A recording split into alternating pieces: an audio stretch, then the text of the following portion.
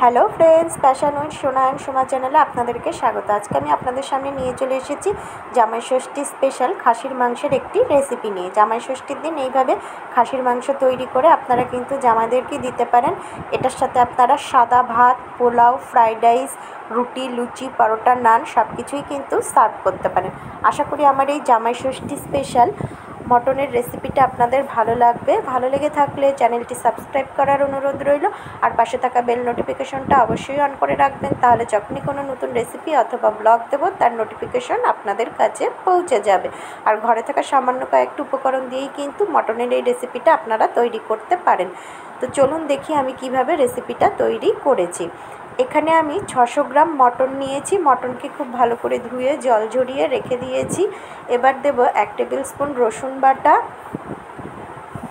আর দেব 1 table spoon আদা কাঁচা লঙ্কার পেস্ট, আর দেব গুঁড়ো মশলা। গুঁড়ো মশলার মধ্যে দেব হলুদ গুঁড়ো, শুকনো লঙ্কার গুঁড়ো, নুন, আর দেব 3 টেবিল চামচ ফেটিয়ে রাখা টক দই। এই সমস্ত কিছু দিয়ে আমি মটনটাকে খুব ভালো করে মেখে নেব। ভালো করে মেখে নিয়ে আমি মটনটাকে 1 ঘন্টার জন্য ম্যারিনেশন হতে রেখে দেবো। দেখুন সব কিছু দিয়ে মটনটাকে খুব ভালো করে মেখে নিয়েছি। এবার আমি ঢেকে রেখে দিলাম বাটিটাকে 1 ঘন্টার জন্য ম্যারিনেশনের জন্য। এবার আমি গ্যাসে কড়াই বসিয়ে পরিমাণ মতো সর্ষের তেল দিয়েছি। মটনটা আমি সর্ষের তেলে করব। তেল গরম হয়ে যাওয়ার পরে আমি আলুর টুকরোগুলো ছেড়ে দেব। মটনে আমি আলু ইউজ করব, তাই আলুগুলোকে আমি খোসা ছাড়িয়ে 2 টুকরো করে কেটে নিয়েছি। এবার একটু সামান্য নুন দিয়ে আলুগুলোকে হালকা লাল করে ভেজে তুলে নেব। আমার তো মটনে আলু খেতে ভালো লাগে, আপনাদের কেমন লাগে অবশ্যই কিন্তু জানাবেন। আলুগুলোকে লাল করে ভাজা হয়ে গেছে, এবার আমি তুলে নিচ্ছি। আলু ভেজে নেওয়ার পর কড়াইয়ে যে তেল আছে তাতেই আমি রান্নাটা করব। এতে আমি ফোড়ন দেব 2-3টে তেজপাতা, আর দেবো কিছু গরম মশলা। গরম মশলার মধ্যে দেবো ছোটো এলাচ, দারচিনি আর লবঙ্গ। ফোড়ন থেকে যখন একটা মিষ্টি গন্ধ বেরিয়ে আসবে তখন আমি দেবো 3টে মাঝারি সাইজের পেঁয়াজকে আমি কুচি করে রেখেছি, সেই পেঁয়াজ কুচিটা আমি দিয়ে দিলাম। পেঁয়াজ কুচিটাকে হালকা ব্রাউন করে আমি ভেজে নেব।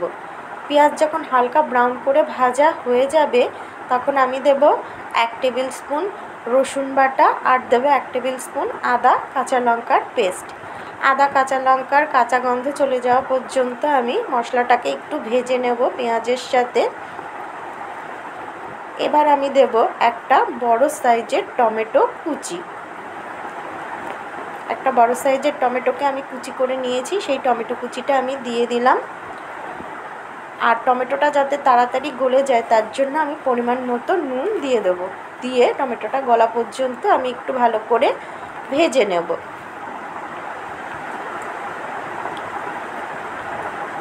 নুন দিলে টমেটোটা তাড়াতাড়ি গলে যাবে। দেখুন টমেটোটা গলে গেছে। এবার আমি দিলাম 1 টেবিল স্পুন কাশ্মীরি শুকনো লঙ্কার গুঁড়ো। এতে দারুণ সুন্দর কিন্তু একটা কালার হবে, ঝাল কিন্তু হবে না। কাশ্মীরি শুকনো লঙ্কার গুঁড়ো দিয়েও আমি খুব ভালোভাবে কষিয়ে নিলাম। এবার আমি দেব, মশলা থেকে তেল উপরে উঠে এসেছে, ম্যারিনেট করা মটনের পিসগুলো। গ্যাসের আঁচটাকে লো টু মিডিয়ামে রেখে মটনটাকে খুব ভালোভাবে আমি কষিয়ে নেব। প্রায় 15 মিনিটের মতো আমি মটনটাকে ভালো মতো কষিয়ে নেব। মটন যত করে ভালো করে কষানো হবে মটনের টেস্টটা কিন্তু তত বেশি ভালো হবে। দেখুন আস্তে আস্তে কিন্তু মটন থেকে তেল ছাড়তে শুরু করে দিয়েছে। এবার আমি মটনে একটা মশলা ইউজ করব, সেই মশলাটা তৈরি করে নেব। তার জন্য আমি ইন্ডাকশনে একটা ফ্রাই প্যান বসিয়ে দিয়েছি। ফ্রাই প্যান গরম হয়ে যাওয়ার পরে আমি ইন্ডাকশনটা বন্ধ করে দেবো। এবার আমি কিছু গোটা মশলা দেবো। এর মধ্যে আছে গোটা ধনে, গোটা জিরে, গোটা মৌরি আর গোটা গোলমরিচ। 2 টেবিল চামচ করে আছে জিরে, ধনে, মৌরি, আর 1 টেবিল চামচ আছে গোলমরিচ। এবার আমি মশলাটাকে হালকা ব্রাউন করে একটু ভেজে নেব। প্রথমে তাওয়াটা যতটা গরম হবে তারপরে কিন্তু আপনাদের গ্যাস হোক বা ইন্ডাকশন বন্ধ করে দিতে হবে। সেই গরম অবস্থাতেই কিন্তু প্রথমে কয়েক সেকেন্ড আগে মশলাগুলোকে হালকা করে ড্রাই রোস্ট করে নিতে হবে। মশলাগুলোকে কিন্তু বেশি পুড়িয়ে ফেলা যাবে না। এবার আমি আবার কিছুক্ষণ বাদে ইন্ডাকশনটা অন করে দিলাম। দিয়ে আর কয়েক সেকেন্ড মশলাটাকে হালকা ব্রাউন করে ভেজে নেব। দেখুন আমার মশলায় কিন্তু একটা হালকা ব্রাউন কালার চলে এসেছে। এবার আমি ইন্ডাকশনটা বন্ধ করে দেবো। তারপর মশলাটাকে ঠান্ডা করে মিক্সির জারের মধ্যে দিয়ে একটা ফাইন পাউডার তৈরি করে নেব। এই মশলাটা কিন্তু আমি মটনের রেসিপিটাতে ইউজ করব, তাহলে কিন্তু মটনের টেস্টটা খুব ভালো হবে। দেখুন আমার ফাইন পাউডার তৈরি হয়ে গেছে। আর এদিকে দেখুন মটনটাও কিন্তু খুব সুন্দর মতো কষানো হয়ে গেছে। এবার আমি তৈরি করে রাখা মশলার পাউডারটা 2 টেবিল চামচ দিয়ে দিলাম। মটনের পরিমাণ বুঝে আপনারা মশলাটা দেবেন।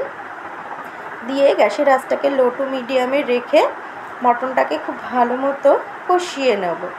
মশলাটা দেওয়ার সাথে সাথেই দেখতে পারবেন দারুণ সুন্দর কিন্তু একটা স্মেল বেরোবে। এবার গ্যাসের আঁচটাকে লো টু মিডিয়ামে রেখে কড়াইটাকে ঢেকে রাখবো মিনিট 15 মতো। মিনিট 15 বাদে আমি ঢাকনাটা সরিয়ে নিচ্ছি। দেখুন মটনটা কিন্তু খুব ভালো মতো কষানো হয়ে গেছে, খুব সুন্দরভাবে তেল উপরে উঠে এসেছে। এবার আমি গ্যাসটা বন্ধ করে মটনের পিসগুলোকে আর ভেজে রাখা আলুর টুকরোগুলোকে প্রেশার কুকারের মধ্যে দিয়ে দেবো। আপনারা ইচ্ছা করলে পুরো রান্নাটা কড়াইতেও করতে পারেন। এই সময় উষ্ণ গরম জল দিয়ে আর ভেজে রাখা আলুর টুকরোগুলো দিয়ে চাপা দিয়ে দেবেন। আমি তাড়াতাড়ি করার জন্য প্রেশার কুকারের মধ্যে দিয়ে দিয়েছি মটন আর আলুগুলো। এবার আমি পরিমাণ মতো উষ্ণ গরম জল দেব আর ফ্লেভার হওয়ার জন্য কয়েকটা চেরা কাঁচা লঙ্কা দিয়ে দিচ্ছি। দিয়ে প্রেশার কুকারের ঢাকনাটা বন্ধ করে প্রেশার কুকারটাকে গ্যাসে বসিয়ে দেবো। গ্যাসের আঁচটাকে লো টু মিডিয়ামে রেখে আমি 4টে সিটি দিয়ে নেব। তারপর প্রেশার কুকারটা ঠান্ডা হয়ে যাওয়ার পরে আমি মটনটা সার্ভ করে দেবো। দেখুন আমি জামাই ষষ্ঠী স্পেশাল মটন সার্ভ করে দিয়েছি। আশা করি আমার রেসিপিটা ভালো লেগেছে।